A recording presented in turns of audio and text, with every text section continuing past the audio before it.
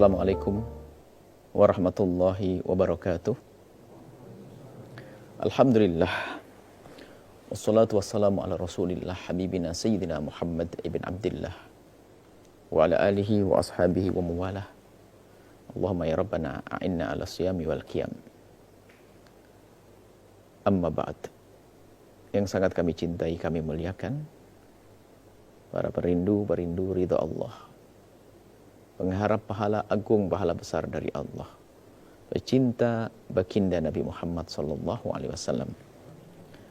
Mari kita terus tingkatkan syukur kita kepada Allah yang telah memberikan kepada kita kemudahan untuk berbuat baik. Allah telah memberikan kesempatan kepada kita untuk masuki bulan mulia, bulan agung, bulan Ramadan. Allah mudahkan kita untuk melaksanakan puasa. Allah mudahkan kita untuk sholat tarawih.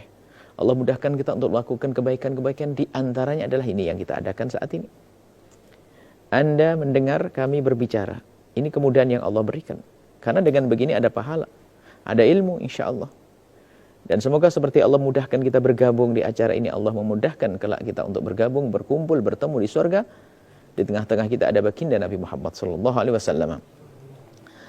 Ada satu riwayat yang perlu kami hadirkan di sini tentang keutamaan Ramadan dari baginda Nabi Muhammad SAW yang diriwayatkan oleh Imam Abu Hurairah radhiyallahu taala anhu. Qala, beliau berkata, qala Rasulullah sallallahu alaihi wasallam, Rasulullah bersabda, raghima anfu rajulin.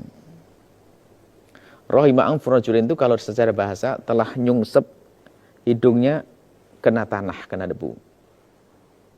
Maksudnya adalah sebuah celakalah, sebuah ketidakbaikanlah bagi seorang laki-laki.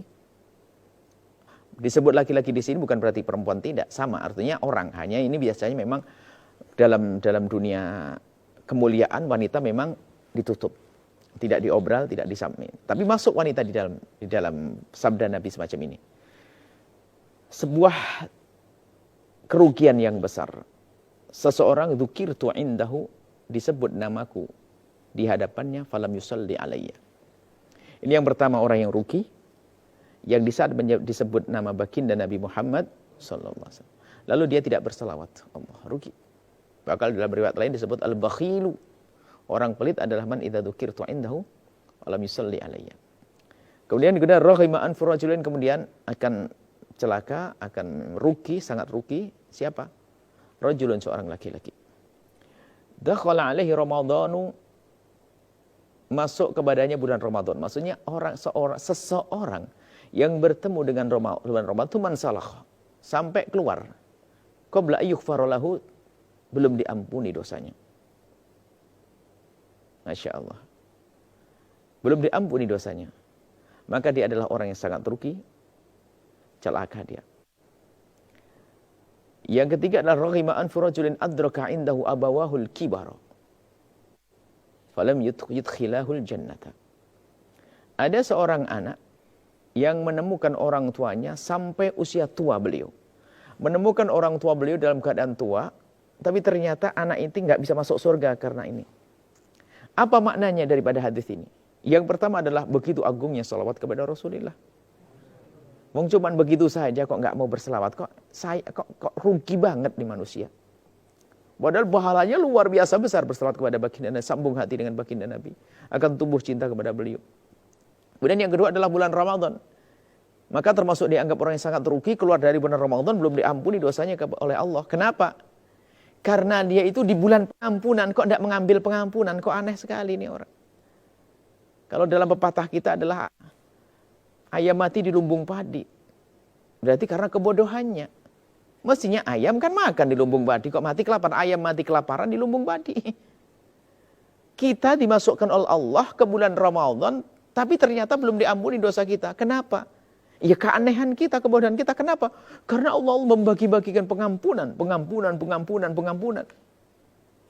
Dalam riwayat lain yang nanti juga akan kita hadirkan, man shoma Ramadan imanan wa ihtisaban ghufira lahu ma taqaddama min dhanbi, man shoma qama Ramadan, man qama lailatul qadar ghufira lahu ma taqaddama min dhanbi, diampuni dosanya yang lalu. Masya Allah. Banyak pengampunan, belum lagi disebutkan dibebaskan dari api neraka.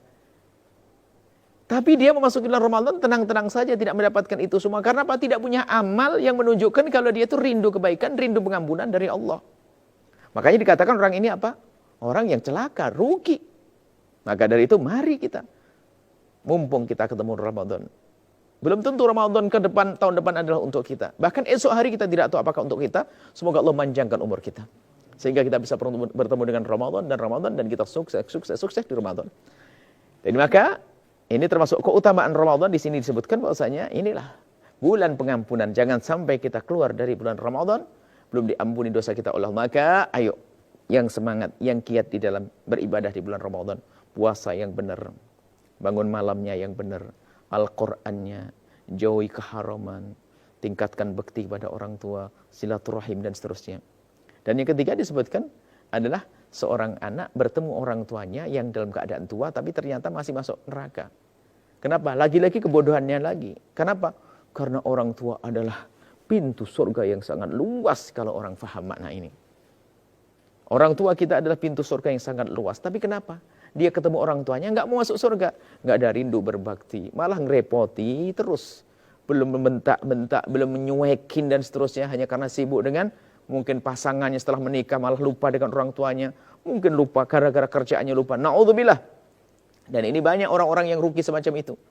Maka dianggap sebagai orang celaka, sia-sia dan sangat rugi. Seseorang yang menemukan orang tuanya tapi tetap nggak bisa masuk surga. Kenapa? Ya dia bodoh. Kenapa? Orang tua adalah pintu surga yang sangat luas. Maka dari itu kami himbau kepada siapapun yang masih punya orang tua. Jangan sia-siakan itu pintu surga. Masuki pintu surga. Mengabdilah kepada orang tuamu. Baik orang tuamu baik atau tidak kepadamu. Urusanmu dengan Allah bukan dengan orang tuamu. Kalau orang tuamu baik, kamu harus baik. Kalaupun tidak baik, tetap harus baik. Berbakti, cintai, berbuat baiklah kepada orang tua. Bercita-cita untuk menyenangkan orang tua dalam keadaan pun. Sabarlah kepada orang tua. Mungkin orang tua semakin sepuh ternyata kembali seperti anak-anak kecil. Akan tapi ketahuilah, merepotkannya orang tua.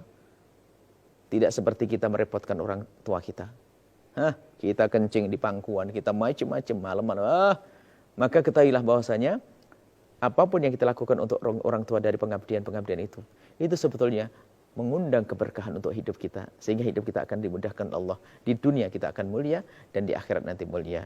Semoga kita menjadi orang yang semakin mencintai Nabi, banyak berselawat, kemudian menghidupkan Ramadan dengan segala kebaikan, kemudian kita berbakti pada orang tua, maka kita tidak menjadi orang yang sengsara lagi, sia-sia atau orang yang celaka atau orang yang merugi insyaallah. Semoga Allah mudahkan kita untuk itu semuanya. Assalamualaikum